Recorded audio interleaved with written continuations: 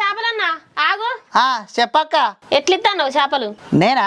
జోగైతా అక్క, జోగైతా అక్క. అవునా? చేపల పొడి ఓ అర్ధ కిలంతి, చేపల పొడి ఓ అర్ధ కిలంతి. పిసనా అక్క, నీకేమన్నా ఎవడన్నా చేపల పోటీ అమ్ముతాడా? తెలివి అడుగుతున్నావా, తెలియలేక అడుగుతున్నావా? అయ్యో, చేపల పొడి అమ్ముతలేవా తమ్మి? గట్ల అయితే తలకాయను కాలు జోగు మరి, తలకాయను కాలు జోగు మరి. సరే తలుచుకుంటూ చచ్చిపోవాలనిపిస్తుంది సార్. ఈ బతుకు బతకలు వెతుకు దేవుడా. అక్క, కొంటావా కొనవా? నీకేం కావాలన్నా చెప్పవు. నీ ఇక చేపలు తలకాయ కాళ్ళు ఉంటాయి ఎక్కడన్నా? తెలివి అడుగుతున్నావా?